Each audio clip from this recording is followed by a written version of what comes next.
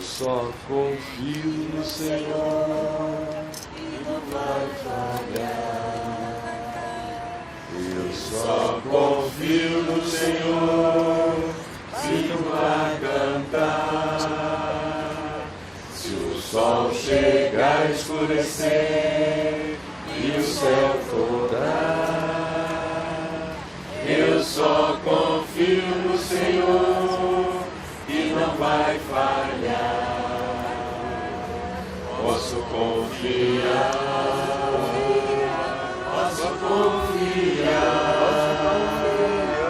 que lá no céu Cristo vai me dar. Se o sol chegar a escurecer e o céu tornar, eu só confio no Senhor que não vai falhar.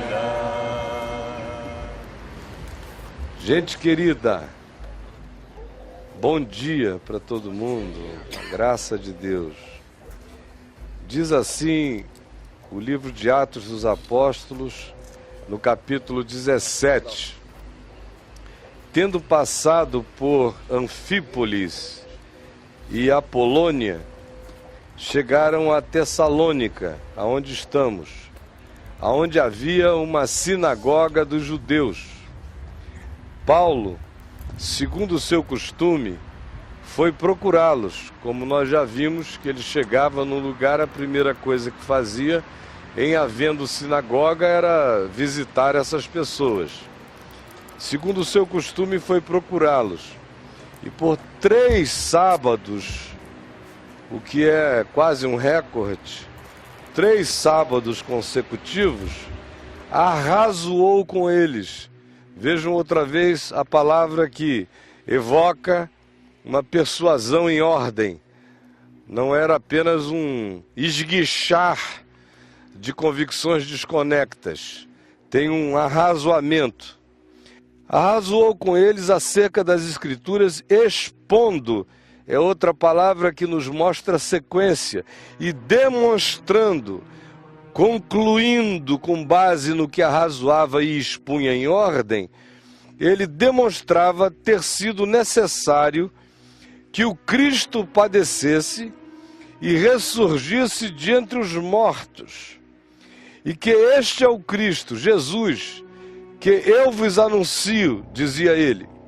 Alguns deles na sinagoga foram persuadidos, olhem outra palavra que também evoca uma resposta que não é só emocional, que tem a ver também com a conclusão, com o acachapamento das ideias anteriores e a introdução de um fator, de um valor novo na percepção deles. Alguns deles foram persuadidos e unidos a Paulo e Silas, bem como numerosa multidão de gregos piedosos. Quem eram esses gregos piedosos? Eram aqueles que o judaísmo já tinha conseguido tornar prosélitos da fé em Moisés, nos profetas, na Torá e nos ensinos paralelos dos rabinos, e que, conquanto não fossem judeus, fossem gregos, são aqui chamados de gregos piedosos, porque eles obedeciam àquela consciência de fé religiosa que o judaísmo, então, lhes havia passado. Se diz que alguns judeus se uniram a eles e alguns desses gregos piedosos e muitas distintas mulheres de situação social, econômica e cultural de Tessalônica, que estavam presentes na sinagoga por razões diversas, do lado em que as mulheres ficam, provavelmente acompanhando os seus próprios maridos.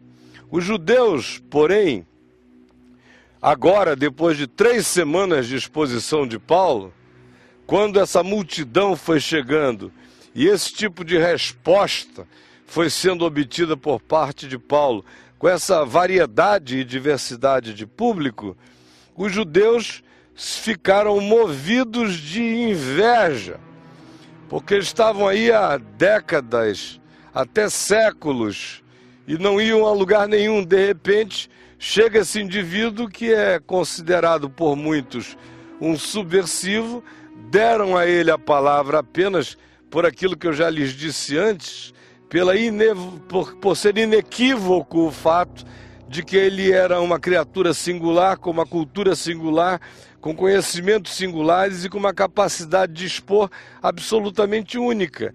Então não era possível ignorá-lo. Ao mesmo tempo era um risco dizer vem e fala. Mas alguns achavam que esse risco não era tão grande, e sempre a periculosidade de Paulo se provava infinitamente maior do que eles no início sempre imaginavam. De modo que agora, com essa adesão, com essa resposta que ele foi obtendo, a inveja brotou do coração deles. E aí o que fizeram? Contrataram consigo alguns homens maus dentre a malandragem, dentre a malandragem judaica de Tessalônica e também dentre a malandragem gentílica de Tessalônica. Deram uma grana e disseram, olha, vocês vão entrar no meio da reunião e vão fazer a maior confusão e vão levantar uma calúnia. E o que eles fizeram foi justamente isso.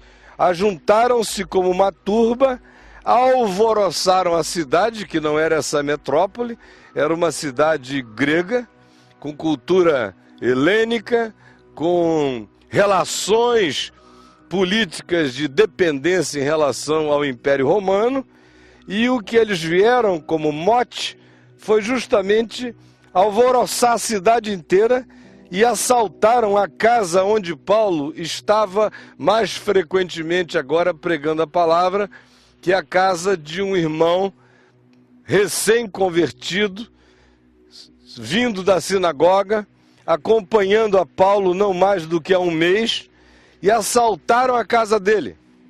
É uma coisa interessante porque a grande maioria de nós, se estivesse abraçando algo completamente novo e desconhecido, como era a mensagem do Evangelho anunciada por Paulo, e um mês depois de estar ouvindo aquilo, acolhendo em casa, tivesse a sua casa assaltada por uma turba de malandros doidos, para criarem aquela comoção, que não era no local apenas, eles já vinham arregimentando pessoas na cidade com a gritaria e com as acusações que faziam.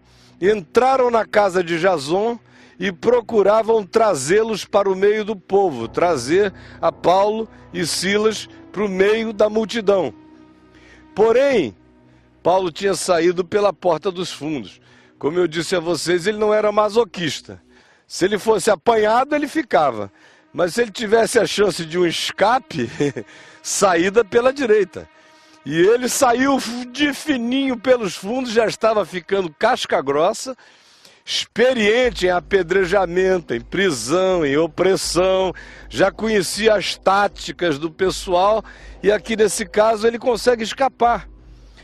Porém, a turba, não o encontrando, arrastaram ao pobre do Jason. Isso é que prova se o cara de fato se converteu ou não, porque um mês depois lá está ele, com a casa dele invadida, a cidade toda na porta. Paulo sai pelos fundos, provavelmente com todas as instruções de Jason e dos circunstantes e outros que o levaram, olha, por aqui você não vai ser apanhado, mas o Jason rodou, coitado. Não encontrando a Paulo, pegaram a Jason e alguns irmãos e os levaram perante as autoridades clamando.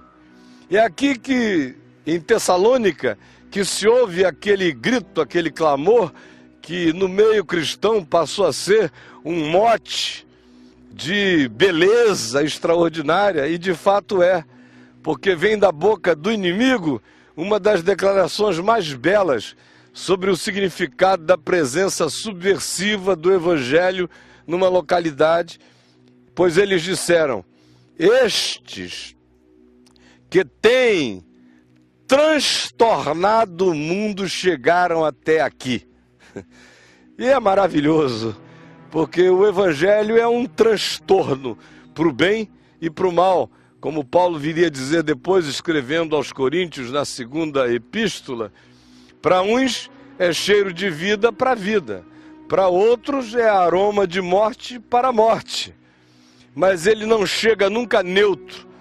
Posteriormente ele viria a dizer a Timóteo, alimentando-lhe a fé e exortando-o a não acovardar-se diante das circunstâncias, quando afirmou, pois todo aquele que quer viver justa e piedosamente em Cristo Jesus será perseguido.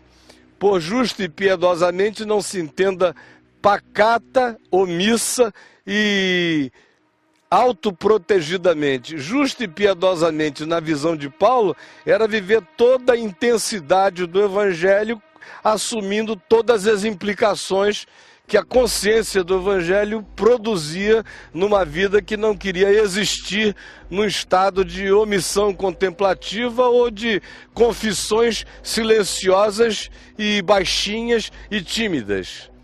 Assim, se diz, esses que transtornaram o mundo chegaram até aqui, aos quais Jason hospedou. Esse era o crime do Jason. Todos estes procedem contra os decretos de César, afirmando ser Jesus outro rei. Aí pronto. Eles disseram, meu Deus, só faltava era a gente ter um problema com César, com o Império Romano, um estado de sítio, uma invasão, ou uma privação de privilégios, ou uma falta de transferência de recursos, ou falta de ajuda, ou qualquer outro tipo de enrijecimento ou endurecimento contra nós por causa dessa situação. E aí o povo temeu.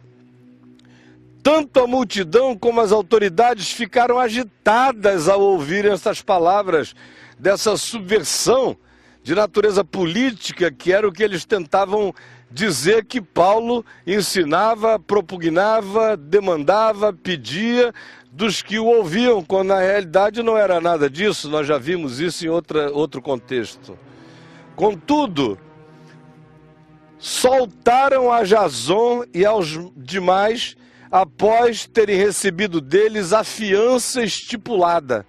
Jason foi com o pessoal e tiveram que pagar um bail para saírem da cadeia.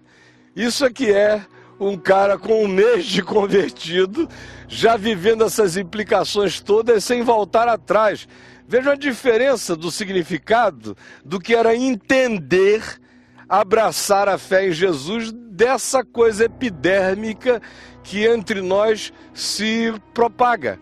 Entre nós é siga Jesus e nada vai lhe acontecer, nenhum mal lhe sobrevirá, ninguém vai o oprimir, declare com poder, afirme que você é vitorioso e superior e nada lhe alcançará. O Novo Testamento simplesmente não conhece essa falácia. Foi Jesus mesmo quem disse, no mundo tereis aflições, mas tende bom ânimo, eu venci o mundo. E logo durante a noite, os irmãos aqui em Tessalônica enviaram Paulo e Silas para Bereia, caminho que nós faremos daqui a pouco e aonde pararemos. Ali chegados, outra vez, Paulo, esse santo cínico, esse bendito cara de pau, esse incorrigível apóstolo, dirigiu-se imediatamente em Bereia para a sinagoga dos judeus. Agora, a gente tem que admitir que o sujeito é carne de pescoço. Porque, olha, é a segunda viagem missionária. Na primeira, onde ele parou em sinagoga, deu no que deu. Na segunda, onde ele chega, dá no que dá. Lá em Filipos, vocês viram o que aconteceu. Ele sai de lá para cá, não se emenda. Vai e faz a mesma coisa. Aqui é perseguido, é levado para Bereia, e a primeira coisa que ele diz é uma sinagoga ali? Opa! Vamos chegar lá que já tem gente reunida, a gente não precisa nem fazer força. Essa é sempre a primeira coisa que ele faz aonde há uma sinagoga. Ele chega, primeiro ao judeu, depois ao grego. Não é isso que ele diz muitas vezes? Agora, como o judeu persegue logo, ele se entrega para os gregos com uma facilidade imensa. Mas ele cumpre o rito de dizer, conforme os profetas e conforme Jesus tinha dito, que o evangelho seria anunciado primeiro aos judeus. Lembram da Ciro Fenícia?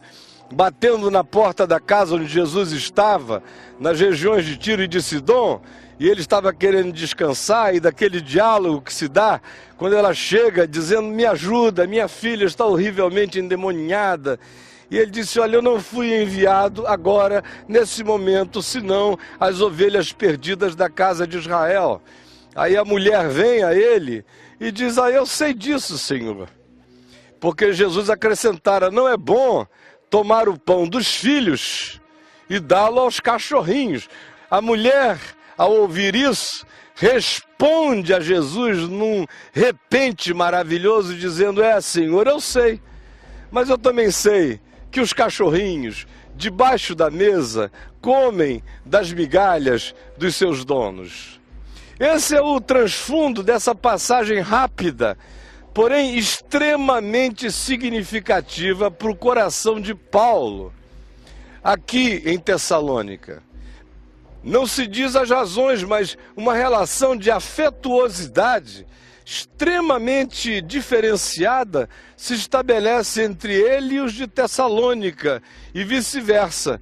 A gente percebe isso lendo a primeira epístola de Paulo aos Tessalonicenses, cujos primeiros capítulos são todos de natureza quase que de um diário fraterno, explicando a eles como eles o haviam impactado e como ele esperava que o impacto que ele havia causado na vida deles fosse igualmente duradouro.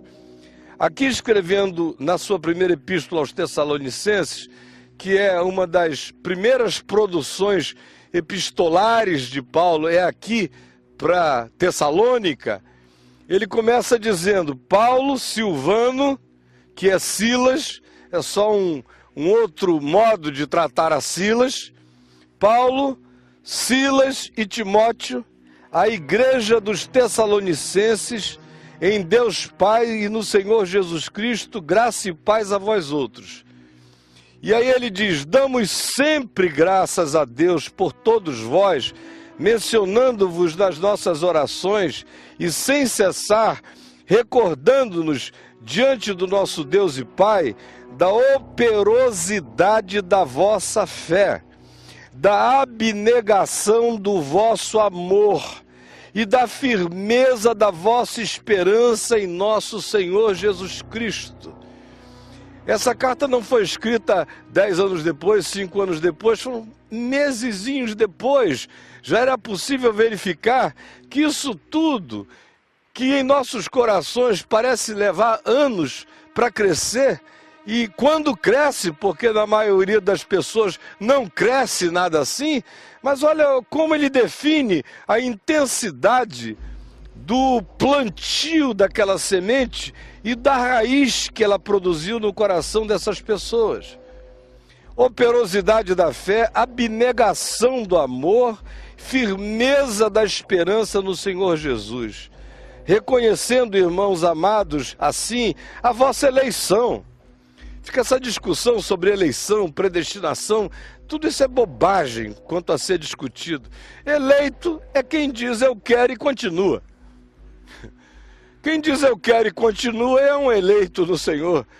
Quem diz eu não quero e não vai, não adianta inventarem uma doutrina para ele continuar cínico no seu lugar, dizendo, no dia que Deus quiser, ele me alcança, porque eu tenho uma convicção de que eu sou um eleito de Deus.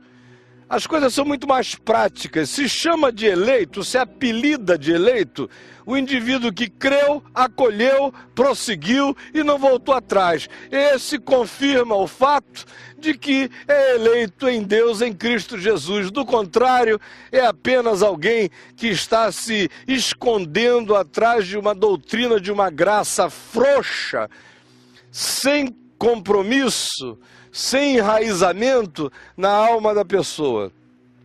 Ele diz, porque o nosso evangelho não chegou até vós tão somente por palavrório, conquanto se use aqueles verbos arrazoar, persuadir, concluir, tudo isso ele diz, não foi isso que gerou o milagre. Isto aí foi a base, normal e natural, mas não chegou tão somente em palavras, mas sobretudo em poder, no Espírito Santo e em plena convicção. Tanta convicção dele, Paulo, que não vacilava, que não dizia, hoje eu não sei se eu estou sentindo alguma coisa. No coração desses homens que andavam pela fé, sentimento era um escravo da consciência. E é porque o sentimento era um escravo da consciência e porque a ousadia demonstrada enfrentando a tribulação e a dificuldade se transformava numa demonstração da profundidade, da convicção do que estava sendo anunciado, é que tudo ganhava com rapidez uma intensidade e uma profundidade muito maiores. Ele prossegue e diz, assim como sabeis ter sido o nosso procedimento entre vós e por amor a vós, com efeito, vos tornastes imitadores do nosso Senhor, tendo recebido a palavra, posto que em meio a muitas tribulações, com alegria no Espírito Santo, de sorte que vos tornastes modelo ou arquétipo para todos os crentes na Macedônia e na Acaia, porque de vós repercutiu a palavra do Senhor, não só na Macedônia e Acaia, mas por toda parte se divulgou a vossa fé para com Deus, a tal ponto de não termos necessidade de acrescentar coisa alguma.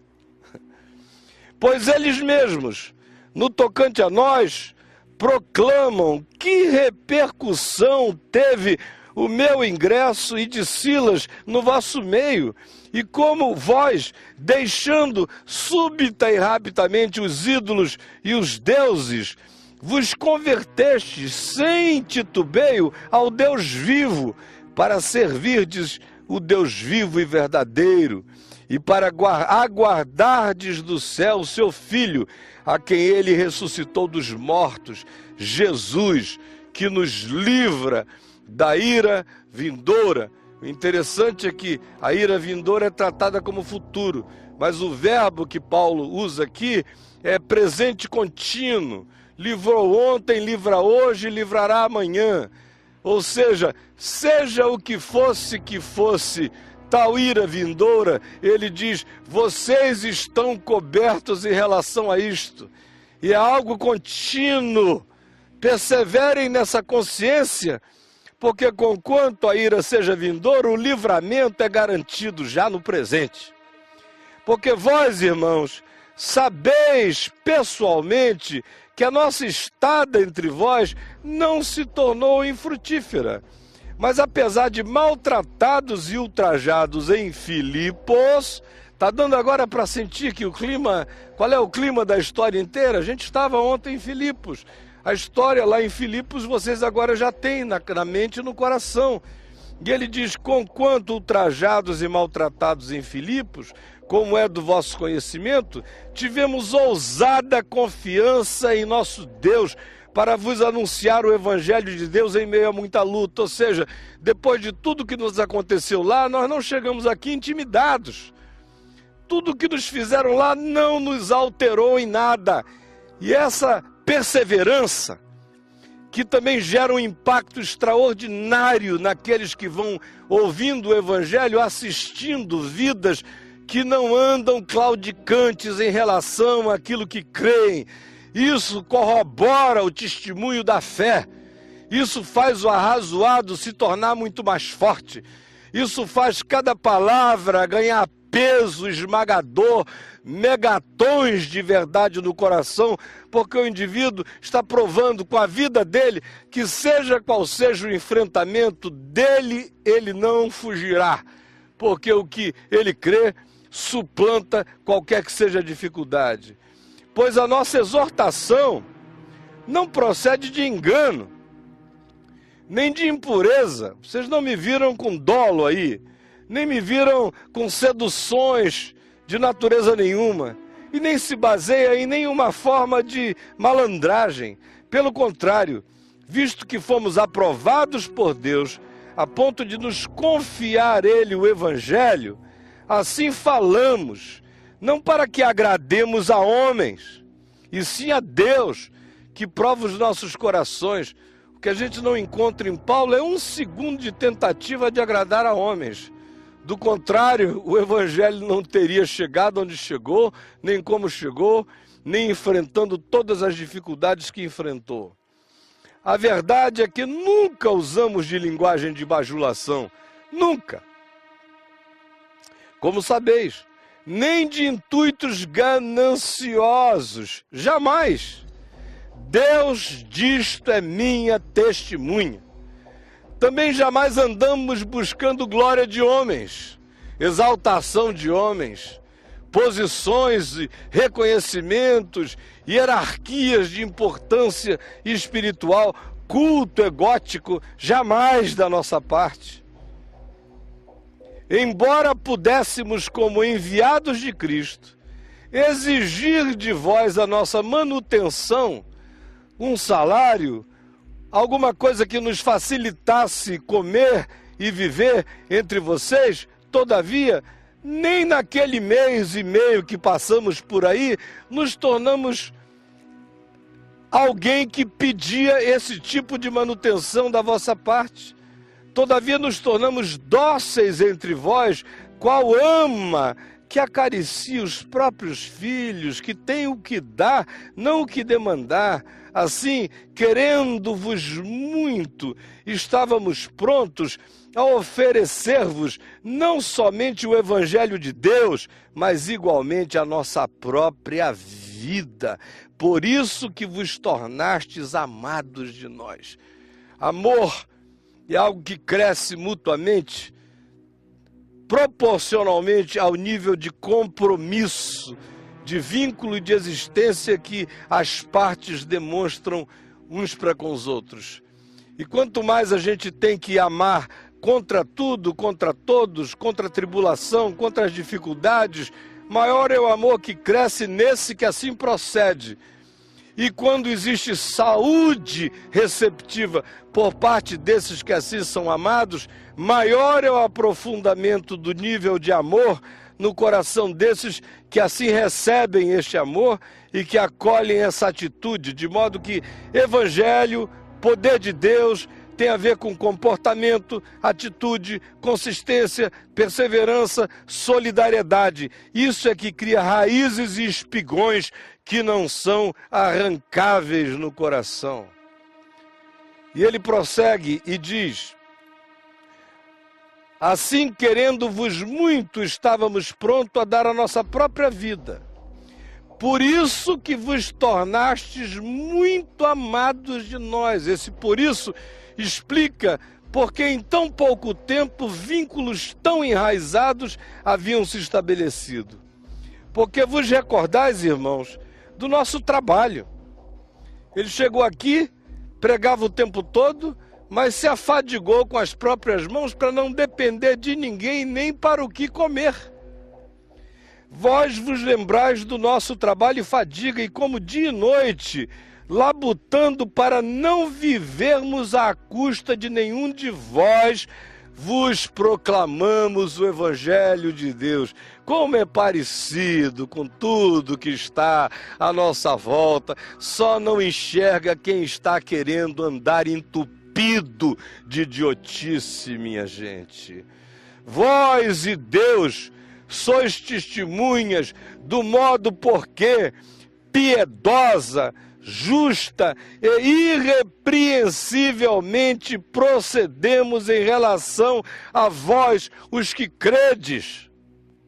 Sabeis ainda de que maneira, como um pai a seus filhos, a cada um de vós, nós exortamos com a meiguice de um pai, com o cuidado de um pai generoso e verdadeiro, nós vos exortamos e vos consolamos e vos admoestamos para viverdes de modo digno de Deus, que vos chama para o seu reino e glória.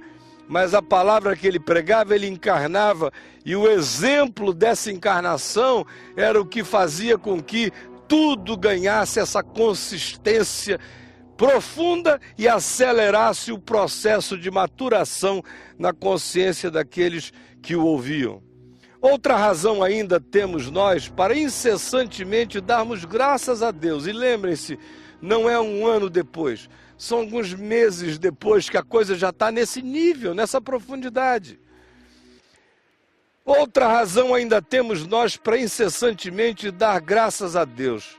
É que, tendo vós recebido a palavra que de nós ouvistes, que é de Deus, acolhestes, não como palavra de homens, não como a palavra de um cara inteligente, articulado, não. Vocês souberam que era a palavra de homem. A minha própria presença não gerou nenhuma confusão na mente de vocês quanto a discernirem e a separarem o que era talento humano, dom humano, do conteúdo absolutamente insofismável do Evangelho que da nossa boca procedia e que é palavra de Deus. Com efeito, esta palavra está operando eficazmente em vós, os que credes, produzindo algo que não cessa. Tanto é assim, irmãos, que vos tornastes imitadores das igrejas de Deus existentes na Judéia em Cristo Jesus, porque também padecestes da parte dos vossos patrícios de Tessalônica, as mesmas coisas que eles, por sua vez, sofreram dos seus patrícios judeus. Ele agora diz, olha, a história mais antiga dessa consciência, que está lá na Judéia, foi perseguida muitas vezes até a morte, por causa do testemunho de Jesus, e disso ele sabia muito bem, porque fora perseguidor da igreja. Se vocês estão tendo o mesmo privilégio que eles tiveram, eles da parte dos judeus e vocês da parte dos patrícios de vocês, vocês estão se igualando ao arquétipo histórico mais vívido que a gente tem como memória diante de nós agora, diz Paulo. Os quais, naquele tempo, os judeus não somente mataram o Senhor Jesus e os profetas, como também nos perseguiram. E ele se inclui nessa perseguição, como lá em Atos 9, 23 a 29, onde ele foi perseguidor e depois perseguido. Também nos perseguiram a nós. E não agradam a Deus assim fazendo, e se tornam adversários, ou seja, Satanás. A palavra adversário é opositor, e que não é usada exclusivamente para Satanás, é usada no contexto do Velho Testamento e do Novo Testamento, muitas vezes para designar essa atitude deliberada de perseguição sistemática e adoecidamente raivosa contra alguém.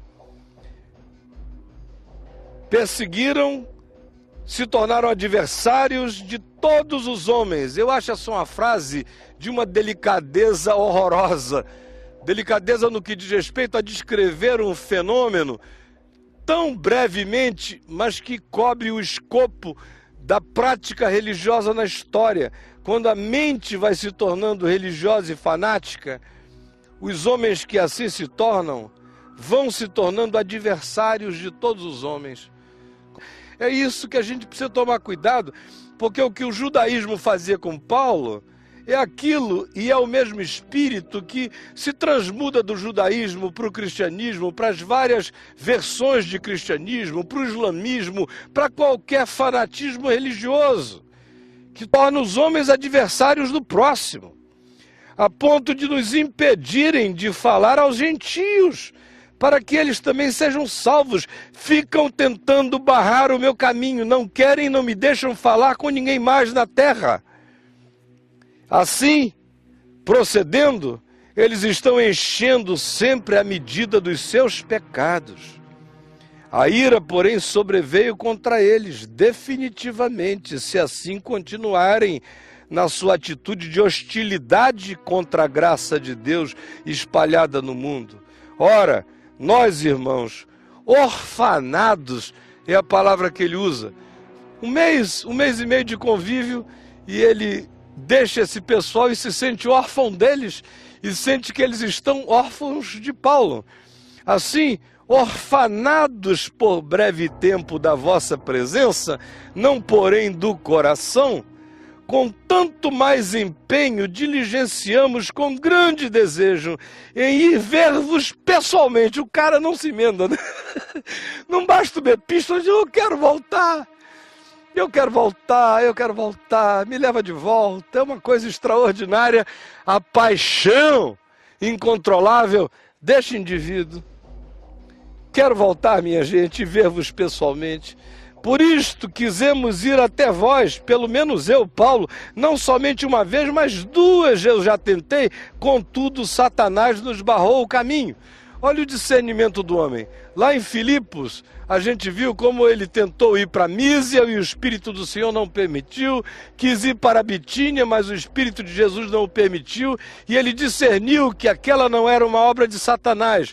Era o diapasão de Deus não permitindo que ele fizesse um caminho que o tangenciasse da filigrana da sua vocação. Aqui, todavia, ele entende o acontecido como um obstáculo criado pelo próprio diabo em relação a esse desejo dele de voltar e visitar os macedônios. Pois quem é a nossa esperança? Ou a nossa alegria? Ou a nossa coroa em que exultamos hoje na presença do nosso Senhor Jesus Cristo na sua vinda? Não sois vós? Vejam como aquele encontro tão rápido criou laços tão profundos, que agora ele está dizendo, se Jesus voltasse hoje, mais do que qualquer outra experiência humana que eu já tive, já tinham sido ricas e muitas, ele disse, nada seria para mim uma glória espiritual maior do que aquilo que pela graça de Deus, Deus me usou para fazer acontecer nas vidas de vocês. Vocês se tornaram a minha glória e a minha coroa se o Senhor voltasse hoje. Olha só o que ele diz, vocês são a nossa glória, sim. Vós sois realmente a nossa glória, vós sois realmente a nossa alegria. Pelo que, não podendo suportar mais o cuidado por vós, pareceu-nos bem ficar sozinhos em Atenas. Veja um pouco espaço de tempo. A gente acabou de ler lá em Atos 17 que ele escapou pelos fundos, os irmãos o levaram para Bereia. Quando ele chegou em Bereia, ele pregou, os bereanos eram nobres, a gente vai ver isso e aprofundaram a palavra. Logo os judeus saíram daqui, foram até lá, caninamente, pitbullamente, perseguiu o homem, e aí alguns disseram, não, a gente vai te escoltar até Atenas. Esse é o tempo. Dá alguns pouquinhos meses, 2, 3 meses, porque se tinha que andar a pé, as distâncias eram longas e não havia confortos. Aí ele chega e diz, pelo que não podendo suportar mais o cuidado por vós, pareceu-nos bem ficar sozinhos em Atenas, que é o que veremos lá, e enviamos nosso irmão Timóteo, ministro de Deus do Evangelho de Cristo, para em benefício da vossa fé, confirmar-vos e exortar-vos, já que 2 vezes eu tentei ir e fui impedido, eu mandei Timóteo, a fim de que ninguém se inquiete com as nossas tribulações. Mandei Timóteo para acalmar vocês e saber que eu estou bem, e que é assim mesmo, porque vós mesmos sabeis que eu estou designado para isto. Foi o que Jesus tinha dito a ele em Atos 9, no verso 16, porque eu te mostrarei o quanto te importa sofrer pelo meu nome. Vós sabeis que eu estou designado para viver assim. Isso é que é um indivíduo que não alivia e não pede ao Senhor para dizer, muda a minha sorte. Ao contrário, ele sabe que a eficácia da existência dele está nesse viver sob tribulação, numa resistência que não retrocede. Isso é valor agregado ao evangelho que ele prega.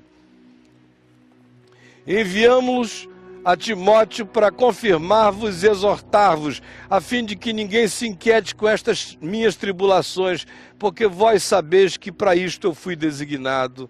Pois, quando ainda estávamos convosco, predissemos que íamos ser afligidos, o que de fato aconteceu.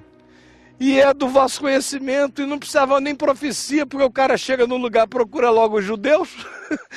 Era óbvio que ele ia ser perseguido. Paulo ajuda as profecias abessas a se cumprirem na vida dele, como perseguição e tribulação. Foi por isso que, já não me sendo possível continuar esperando e aguardando, com a expectação de saber como vocês estariam, mandei indagar o estado da vossa fé, temendo que o tentador vos provasse e se tornasse inútil o nosso trabalho entre vocês. Isso é um cuidado pastoral. Sabe que Deus cuida, mas a parte que lhe cabe, ele faz, não podendo ir, enviou a Timóteo para checar, para ver, para acolher, para fortalecer, para consolar aqueles amigos.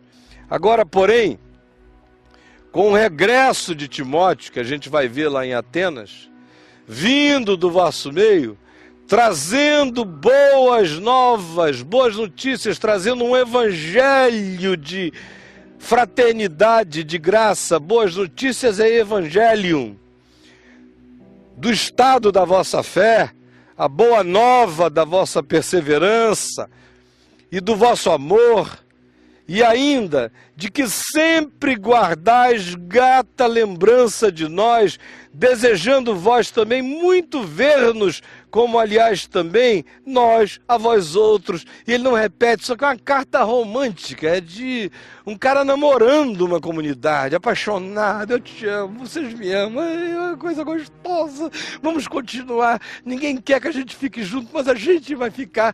É um negócio de casamento. Não, Paulo é um sujeito que casou com a humanidade em Cristo. E a gente vê em cada uma dessas cartas dele essa paixão que a maioria das mulheres gostaria de receber. Uma epístola não sobre tribulação e nem perseguição, mas com a insistência dessa troca, como ele namora e romantiza fraternalmente os vínculos com os irmãos na fé.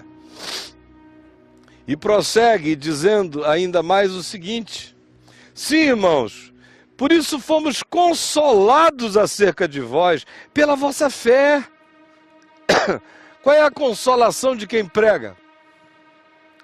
Bom, tem um bocado de gente por aí que quer entrar na lista da Forbes, quer comprar jatos e aviões e isso e aquilo, mas para quem é de Deus, a única consolação de quem prega o Evangelho é saber que o Evangelho pregado produziu fé que não se arrefece, apesar de todas as nossas privações e tribulações, porque agora vivemos, se é que estás firmados no Senhor. É outra declaração forte. O fato de que vocês estão firmados em Cristo me transfere vida, ânimo, poder e alegria.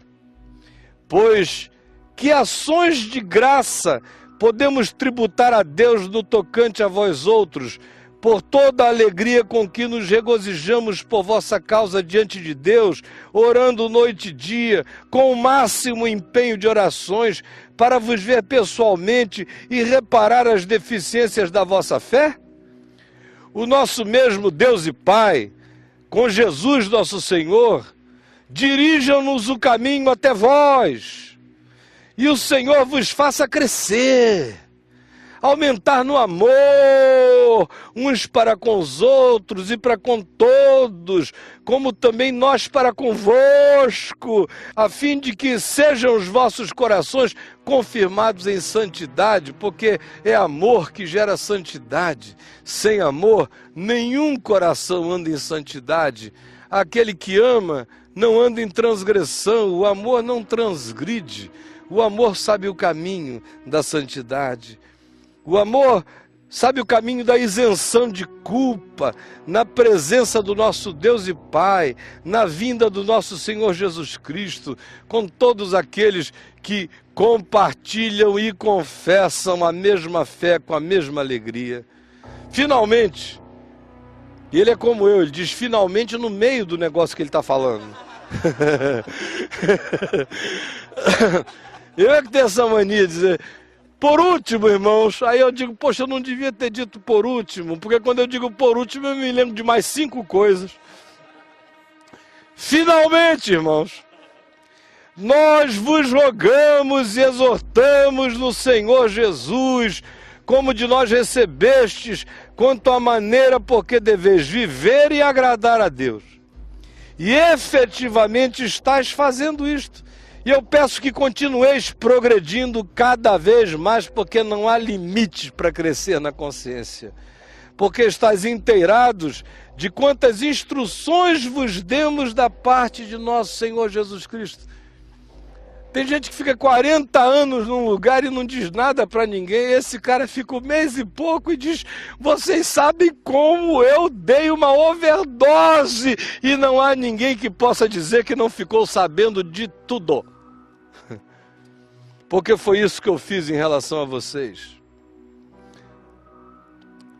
Pois esta é a vontade de Deus, a vossa santificação, crescendo em amor e fé. A santificação, e a palavra santificar significa separar da mentalidade do curso deste mundo, das convenções adoecidas estabelecidas no planeta, ou das obsessões, caprichos que muitas vezes nos são impostos e a gente aceita como se fosse modo único de viver.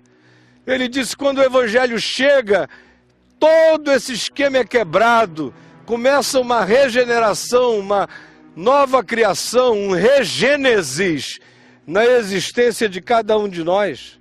Esta é a vontade de Deus. Não que vocês se alienem da sociedade, mas que no coração vocês tenham uma consciência separada em relação ao fluxo das alienações e vivam com consciência afirmada e assumida acerca do que seja a vontade de Deus para a caminhada humana. Assim eu vos digo, que vos abstenhais da prostituição, que cada um de vós saiba ser o dono do seu próprio corpo, em santificação e honra. Não tem esse negócio de dizer, eu não aguentei. Não existe isso, seja dono do seu corpo. Quem ganha essa consciência se torna mestre de si mesmo em Cristo. Não com desejo de lascívia, porque quem é que vai ter a possibilidade de ser mestre de si mesmo em Cristo se alimenta o dia inteiro o desejo lascivo no coração? Como os gentios que não conhecem a Deus, e são assim porque não conhecem a Deus, vivem de pulsões e de pulsões, mas vocês, alterados pelo Evangelho, já não são filhos das pulsões, são filhos da consciência. E que nesta matéria ninguém ofenda, nem defraude ao seu irmão, não abuse do seu irmão, da sua irmã, porque o Senhor, contra tais abusos e manipulações do próximo, objetizando-o de maneira sexual, sem qualquer vínculo e com a intenção da descartabilidade, o Senhor acaba se tornando o vingador. Porque Deus não vos chamou para a impureza, e sim para a santificação, que não é uma vida santarada, é uma vida saudável, com a consciência bela. Não há nenhuma convocação para um mosteiro de automutilações, mas para a prática do amor que não torna ninguém um objeto da minha lascívia, nem da minha manipulação de nenhuma natureza. Dessa forma, quem rejeita essas coisas não rejeita o homem, e sim a Deus, que também vos dá. Outra vez é aquele dá de uma ação contínua, deu ontem, dá hoje, dá todo dia. Também Deus vos dá o seu Espírito Santo. No tocante ao amor fraternal, eu não disse que ele disse finalmente, mas não para. No tocante ao amor fraternal, não há necessidade de que eu vos escreva. Isso é o óbvio. Porquanto vós mesmos estáis por Deus instruídos que deveis amar-vos uns aos outros. Esse é o dogma de Jesus. Esse é o único dogma de Jesus, sob o qual todas as demais coisas se realizam. Se o amor de Deus estiver em nós, e se estando em nós, produzir esse olhar de graça para com a vida e para com o próximo, tudo mais se realiza. E na verdade estás praticando isso mesmo. Praticando, porque o amor não é logorreia, amor é prática. Estás praticando isso mesmo para com todos os irmãos em toda a Macedônia. Contudo vos exortamos a progredirdes cada vez mais, porque o amor jamais acaba e o amor jamais se esgota. E o amor jamais tem fim. E ele cresce eternamente, porque Deus é amor. Portanto, eu vos exorto a que cresçais e a que progridais, e a também que diligentemente, ou vos exorto a diligenciardes por viver tranquilamente, cuidar do que é vosso e trabalhar com as próprias mãos como vos ordenamos. Olha só, o cara fica um mês e pouco e ainda tem o trabalho de ensinar o pessoal a trabalhar. A não se tornarem esses crentes morcegos, esse bando de chupa-sangue, esses doentes que estão por aí. Ó, me ajuda que eu estou fazendo a obra do Senhor, aleluia. Passo o dia em casa gospelando lá, sem fazer nada, é gospel. Você trabalha, bicho, porque foi isso que vocês viram em mim. Pratiquem isso vocês mesmos, meus queridos. Do contrário, a fé não criou significados, não produziu um homem, não produziu uma mulher, não produziu um ser humano consistente na vida. De modo que vos porteis assim com dignidade para com os de fora, e de nada venhais a precisar.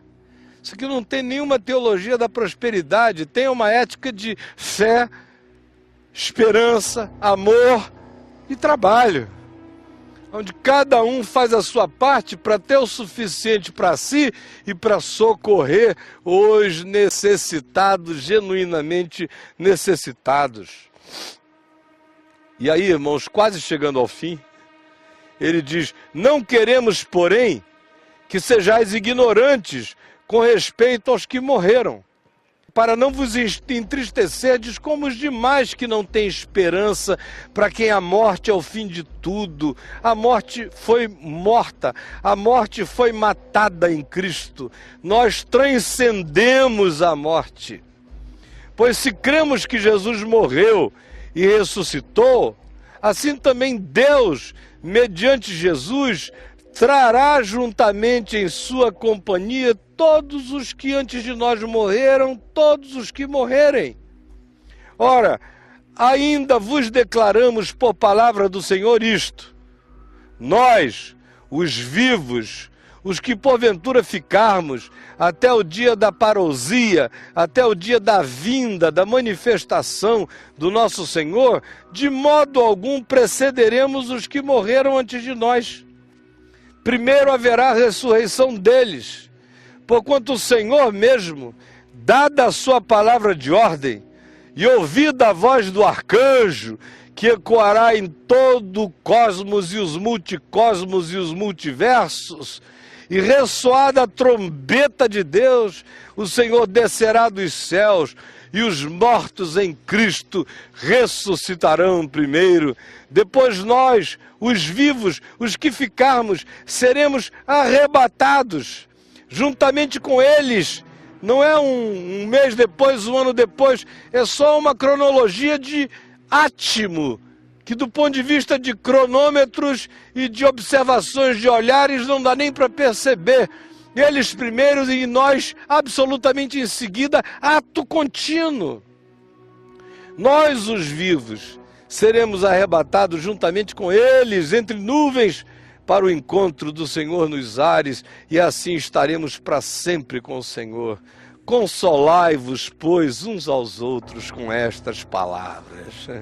Quando o bicho estiver pegando, não esqueçam disso. Quando alguém morrer, não esqueça disso. Quando a tribulação estiver sobre você, não esqueça disso. Esse dia chegará. E enquanto o Senhor não vem para nós, na parousia pública e que todo olho verá, todo dia tem gente de nós partindo para o Senhor e o efeito é o mesmo. Aquele dia, quando ele vier e todo olho verá, será um espetáculo cósmico, mas todo dia tem gente entrando no espetáculo da Shekinah, da glória de Deus, e o efeito para quem entra é o mesmo. Consolai-vos com essas palavras. Irmãos, relativamente aos tempos e às épocas dessa ocorrência, não há necessidade de que eu vos escreva, pois vós mesmos estáis inteirados de que ninguém sabe o dia, nem os maia, nem os adventistas do sétimo dia, nem a Ellen White, nem todos os que vivem marcando esse dia, essa hora, contra tudo que Jesus falou, contra tudo que a palavra anuncia e adverte. Não é necessário que eu vos escreva, pois vós mesmos estáis já por mim inteirados com precisão de que essa época não é precisa. Com precisão, eu disse a vocês, não há precisão. Porque o dia do Senhor vem como um ladrão de noite. Em que lugar que o ladrão de noite chega com precisão? Poxa vida, o meu ladrão está para chegar. Eu gosto do meu ladrão, ele chega sempre na mesma hora. Tem algumas farmácias em São Paulo onde o ladrão chega sempre na mesma hora. Mas nenhum ladrão que se preze chega na mesma hora. Isso eu sei com precisão, de que a volta do Senhor não tem precisão. Pode ser hoje, pode ser a qualquer dia, é como ladrão de noite. Mas quando andarem dizendo paz e segurança, o mundo está tranquilo, nós resolvemos tudo isso, o tempo das angústias humanas passou, eis que lhes sobrevirá repentina destruição. Como vem a dor do parto, a mulher que está para dar à luz e de repente entra em contrações, assim acontecerá e de modo nenhum escaparão. Mas vós, irmãos, não estáis em trevas, em ignorância, para que esse dia, como um ladrão, vos apanhe de surpresa. Porquanto vós todos sois filhos da luz, filhos do dia. Nós não somos da noite nem das trevas. Assim, pois, não durmamos espiritualmente como os demais que não têm esperança. Pelo contrário, vigiemos e sejamos lúcidos, sejamos conscientes, sejamos sóbrios. Ora, os que dormem, dormem de noite, e os que se embriagam, é de noite que se embriagam. E ele aqui usa uma alusão para o estado de entorpecimento. Qual é a melhor hora para você andar de porre por aí? É à noite. Ele só está dizendo, espiritualmente não entrem nessa escuridade, nem penetrem, nem deixem ser penetrados por esse estado espiritual de entorpecimento, nem de embriaguez de consciência. Nós, porém, que somos do dia, sejamos sóbrios, revestindo-nos da couraça da fé e amor, tomando como capacete a esperança da salvação, porque Deus não nos destinou para a ira, mas para alcançar a salvação mediante nosso Senhor Jesus Cristo, que morreu por nós, para que, quer vigiemos, quer morramos, vivamos sempre em união com Ele. Consolai-vos, pois, uns aos outros e edificai-vos recíproca e mutuamente, como também já estáis fazendo. Agora está terminando, irmãos. Agora vos rogamos, irmãos, que acateis com apreço os que trabalham entre vós e que vos presidem no Senhor e vos admoestam na palavra, e que os tenhais em amor e máxima consideração e carinho, por causa do trabalho que realizam e da dedicação de suas vidas à edificação da alma, do espírito e da existência de vocês. Vivei em paz uns com os outros, é tão mais fácil. Exortamo-vos também, irmãos, a que admoesteis os insubmissos, consoleis os desanimados, ampareis os fracos e sejais longânimos e generosos para com todos. Evitai que alguém retribua outrem mal por mal. Pelo contrário, segui sempre o bem entre vós e para com todos os homens. E ainda mais, regozijai-vos sempre. Mantenham o espírito em estado de ebuliência regozijante. Orai sem cessar. Façais com que os vossos pensamentos viajem em Deus, de modo que o vosso pensar seja uma oração e a vossa oração seja um pensar contínuo. Ao invés de ficarem conversando do lado direito com o lado esquerdo, de si para si, como o fariseu no templo, graças te dou a Deus que não sou como este outro, faça o seu processo mental passar pelo trono da graça de Deus, que você vai ver a quantidade absurda de idiotice que ficará fora da sua mente, se você assim proceder. Em tudo dai graças, em tudo, porque esta é a vontade de Deus em Cristo Jesus para convosco. O mal de hoje pode ser o bem de amanhã, a dor de hoje pode estar produzindo o tesouro que você não esperava, a gente não sabe de nada, agradeça por tudo. Não apagueis o Espírito Santo em vós. Não desprezeis profecia. Profecia aqui é pregação, é palavra, é ensino. Julgai todas as coisas, todavia, com discernimento, com bom senso, com cautela, e retende apenas o que for bom. E abstende-vos de toda aparência do mal. Não é porque vocês, na consciência de vocês, digam, não estou fazendo nenhum mal, que vocês vão viver para tentar a consciência de outros. Por isso, abstenham-se de tudo aquilo que o mais fraco possa entender como uma maldade ou como uma ação que ele, na fraqueza de compreensão, atribua agora a você como sendo uma prática e assim se espelhe como pretexto em você para agir em algo que na consciência dele foi mal interpretado, embora você esteja andando com a consciência limpa. Tenha cuidado com a fraqueza da consciência de interpretação dos que estejam ao lado de vocês, desde que o cara não seja um fariseu casca grossa. Fariseu casca grossa tem mais é que se escandalizar mesmo. Ele está cuidando aqui de gentezinha tenra, para ser tratada com todo amor e com todo carinho, com todo cuidado. O mesmo Deus da paz vos santifique em tudo, e o vosso espírito e alma e corpo sejam conservados íntegros e irrepreensíveis na vinda do Senhor Jesus Cristo. Fiel é o que vos chama, o qual também o fará.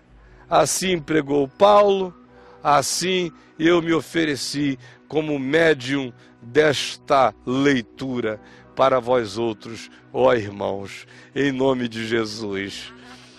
Senhor Jesus, permite que aqueles que nunca tinham ouvido uma pregação de Paulo, hoje a tenham ouvido aqui em Tessalônica, e os muitos milhões que verão pela Vem e Vê TV, e permite que esta palavra chegue rasgante, cortante como espada afiada de 2 gumes, e produza os frutos de consciência com a intensidade que o Evangelho, energizado pelo poder do Espírito Santo e pelos exemplos de vida que não estão brincando de serem Deus, podem produzir no coração de todo aquele que veja, ouça e observe. Que esse bem se realize em mim e na existência dos meus irmãos, é o que eu te rogo, em nome de Jesus. Amém.